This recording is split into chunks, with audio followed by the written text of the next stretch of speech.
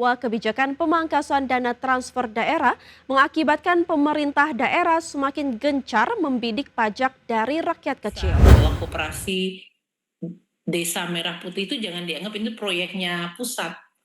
Itu adalah kegiatan ekonomi di desa.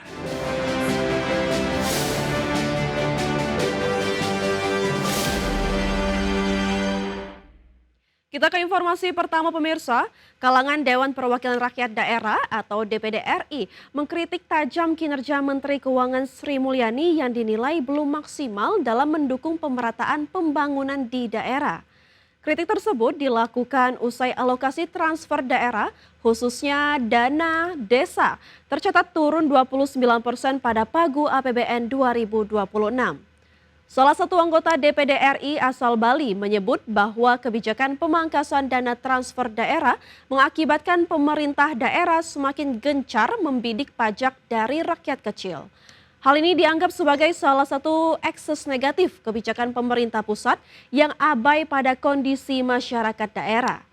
Seperti diketahui dalam rancangan anggaran pendapatan dan belanja negara 2026, TKD diketahui hanya 650 triliun rupiah, lebih rendah dari tahun ini sebesar 919,9 triliun rupiah. Diturunkannya dana transfer daerah ini memicu daerah-daerah untuk mengambil satu langkah-langkah strategis dalam upaya meningkatkan PAB daerah tersebut, sehingga seringkali harus mengambil langkah-langkah yang non-populis dengan cara satu upaya meningkatkan PAD daerah melalui pajak yang bersumber dari pajak. Dan ini sudah dirasakan sekali di Pulau Bali, apalagi kelihatan sekali pemerintah sudah sampai menyentuh pada perekonomian kaki lima. Ini salah satunya ada pedagang kelontong, pedagang nasi jinggo yang sudah didatangi oleh Dinas Pajak dalam kaitan menyikapi. Menteri Keuangan Sri Mulyani Indrawati berkilah, anggaran dana desa pada 2026 tidak mengalami penurunan. Meski secara nominal anggaran dana desa tahun depan hanya sekitar 60 triliun rupiah atau turun dari alokasi 2025 yang mencapai 71 triliun rupiah. Menteri Keuangan Sri Mulyani Indrawati berkilah anggaran dana desa pada 2026 tidak mengalami penurunan, melainkan meningkat jika digabung dengan program pembangunan koperasi Desa Merah Putih. Meski secara nominal anggaran dana desa tahun depan hanya sekitar 60 triliun rupiah atau turun dari alokasi 2025 yang mencapai 71 triliun rupiah. Namun Menkyu mengklaim program tersebut haruslah diartikan sebagai program bersama untuk membangun ekonomi daerah. DPD juga bisa menjelaskan kepada masing-masing kepala daerah dan sampai kepada desa bahwa koperasi Desa Merah Putih itu jangan dianggap ini proyeknya pusat. Itu adalah kegiatan ekonomi di desa.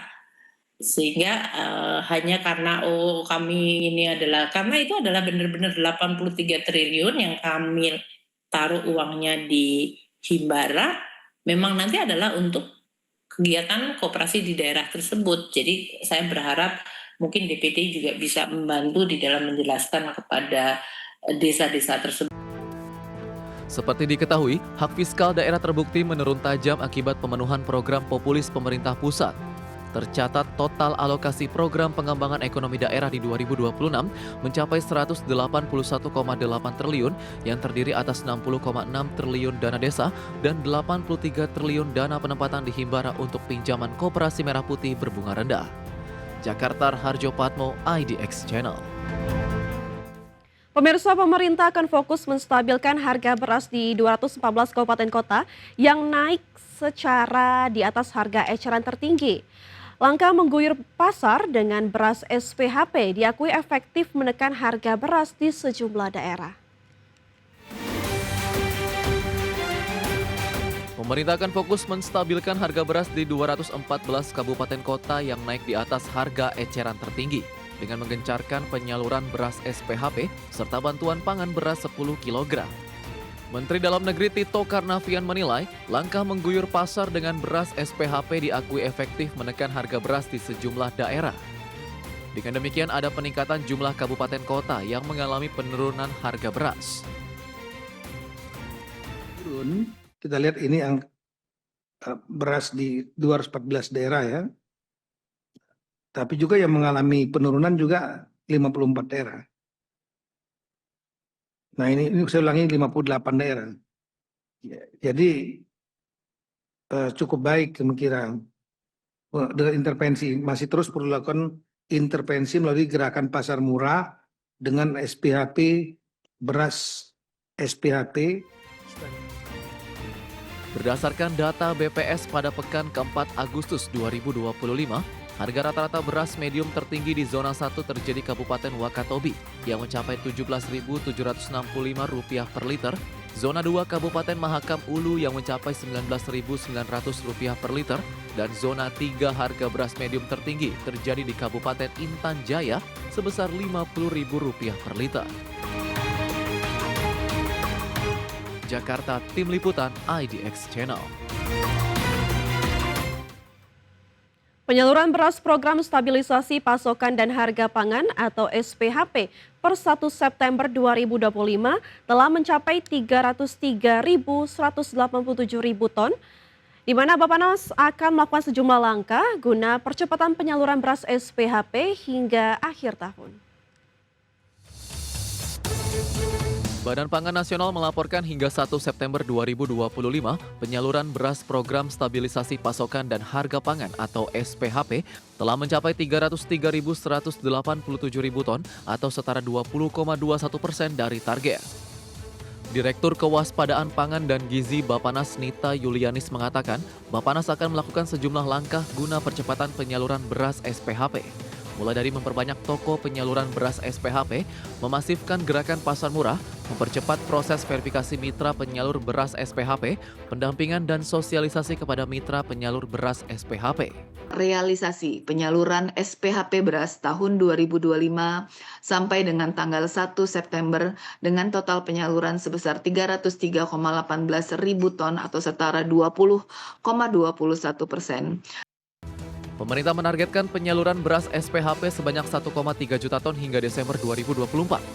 Perum Bulog mendapatkan tugas untuk mendistribusikan beras SPHP dengan target 7.000 ton per hari. Jakarta, Tim Liputan IDX Channel. Kementerian Koordinator Bidang Pangan menekankan pentingnya percepatan percetakan lahan hingga sawah baru guna dapat mendukung program makan bergizi gratis. Pemerintah pun tengah menyiapkan langkah perbaikan di sektor unggas seperti ayam dan telur guna meningkatkan produktivitas dalam waktu cepat. Guna dapat mendukung program makan bergizi gratis, Kementerian Koordinator Bidang Pangan menekankan pentingnya percepatan percetakan sawah baru. Pasalnya menurut Menko Bidang Pangan Zulkifli Hasan memandang, program makan bergizi gratis akan menyasar 80 juta orang, sehingga diperlukan percepatan lahan-lahan baru seperti sawah, agar nanti hasilnya dapat mencukupi kebutuhan akan pangan seperti padi dan juga jagung.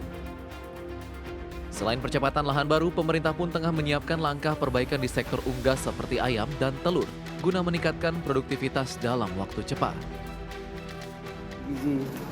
Nah, makan bergizi itu kan kalau 80 juta itu perlu berasnya banyak sekali. Oleh karena itu perlu percepatan lahan-lahan yang baru agar produksi kita baik itu pangan dalam arti karbohidrat seperti padi dan jagung dipercepat, ditambah juga protein. Protein itu ya ayam, telur ya, kemudian daging, hortikultura dan lain-lain. Jadi kita Zulkifli memastikan pihaknya telah menerima arahan dari pemerintah melalui instruksi Presiden atau Inpres nomor 14 tahun 2025 dan keputusan Presiden atau Kepres nomor 18 tahun 2025 terkait percepatan swasembada pangan, energi, dan air. Sehingga arahan ini harus dilakukan secara cepat dan menyeluruh. Jakarta, Rikian Wardi, IDX Channel.